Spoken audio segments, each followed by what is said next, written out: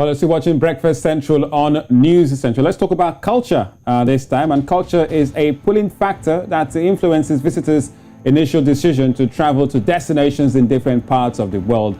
And in most regions of the world, particularly Africa, the cultural attractions have become important in the development of tourism and is perceived as being icons of important streams of global culture. The recognition of the role of culture in creating and reinforcing people's identity has, in recent years, played a significant role in the growing interest in diverse aspects of heritage tourism, especially in the developed world. But there's still room for Africa to fully tap into its potential in the tourism sector, and that is why we have Ademola Sanya, who is the president of Skal International Lagos, to talk about the steps to improving and promoting local tourism and Africa's diverse culture. Many thanks for joining, Ademola. Now, we know that Skal has been in existence for about 85 years, empowering a network of contacts for the promotion of travel and tourism worldwide. But how is it helping local tourism and Africa in general? Thank you very much for inviting me this morning. Like you rightly mentioned, tourism has been a spectrum that drives a bit of culture, or I would say culture drives tourism, because they coexist really. In any country where you have a unique culture, it then invites tourists into those environments. Let me quickly make some clarity. Tourism is not just about having fun. Sometimes it's about business as well. It actually coexists because for Africa, or for Nigeria, let me be specific. For Nigeria, Skal, for instance, has made tourist experts to come together. We're talking of professionals in this business, and they invite people into this country. At the time, we have about 27 experts who have come into Lagos. And guess what they all came for? Just to visit the local beaches in Nigeria. They've heard about Lagos, they've heard about the waterline, and they just want to see it. 27 people came into Lagos, and they had to stay in a hotel, they have to spend money. That is money coming straight into our economy, you know. So Skal as a body promotes tourism. Tourism hinges on the culture that we have to showcase, you know. All right, Ademola. Now, what opportunities, has African tourism failed to tap into, and what would you say is responsible for that? As someone who is involved in Skal and what Skal has seen so far in the African tourism sector and trying to promote, Africa's diverse culture, what are we missing? That gap? We're missing quite a lot of opportunities, I'll say. To be honest, there's a lot to sell about Africa. And you will agree with me.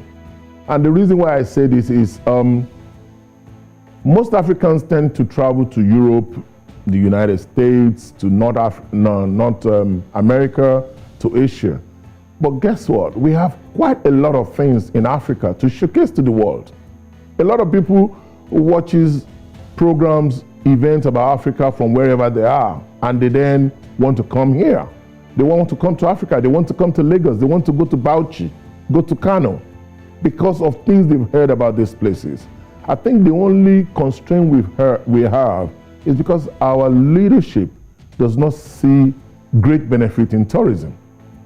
They are handling it as one of those things, one of those sectors that we just need to have.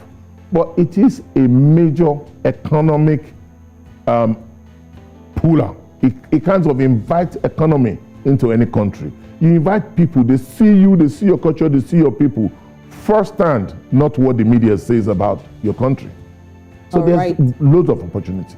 All right, Ademola, I'd like to read this report before I ask the next question. Now, as of 2018, Dubai, an oil-producing country like Nigeria, had a GDP of about $102.67 billion. Now, from this GDP, less than 1% was derived from oil, and a whopping 20% was derived or contributed by tourism. Now, in the creation of jobs for the continent, how can we better position tourism to ensure maximum results? Taking from that example you just made, I was looking forward to it actually. In a big economy like the UAE, where they have that much of income and almost 90% of that came from tourism. That is the way, because of the way they positioned the country. They positioned their area to be an interest to people to want to come. If you want to invite someone to your house, you need to let them understand that there's something to benefit from coming to your house. Exactly. African leaders need to position Africa as a place where you need to go to. Be honest, if I ask you, even as a presenter, what you know about Africa is that there's animals to go and watch everywhere. And that's what we say all the time. Is that all there is to Africa? There's animal, there's agro-allied, there's technology. As slow as it is in Africa, we're still improving. Look at young boys that we're discovering in Anambra, in Imo, in Southeast Nigeria. I mean, there's a lot of things to see. So we just need to have leadership that understand this beauty in Africa, this beauty in Nigeria, the special placement of Lagos in the world. People want to come and see Lagos. Just heard about Lagos. All right, Ademola, and this is also an important question. We talked about the leadership not really focused on, tourism or seeing it as perhaps, one of those things we just have to do and not seeing the economic and cultural values of it. But what about we as Africans? Oluchi just gave us stats about Dubai, getting all that income through travel. A lot of Nigerians, a lot of Africans go to Dubai almost 3 times a year.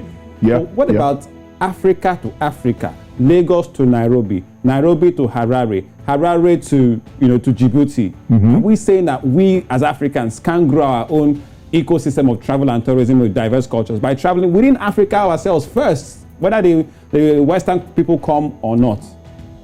To be honest, I agree with you.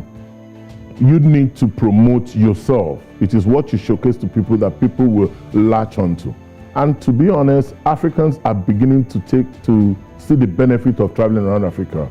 I will tell you, a lot of Nigerians goes to Kigali, Rwanda, Kenya, Nairobi. They go around a lot.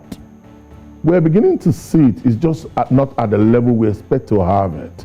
And there's been a bit of synergy. For instance, in Skal, we are doing what we call twinning. Twinning is partnering with other African countries to showcase what we have inherent in each country.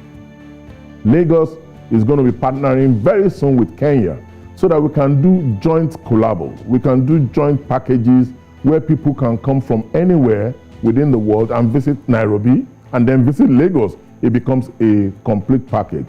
Outside that, Africans, NTDC DG did mention something at one of the stake forum we went to.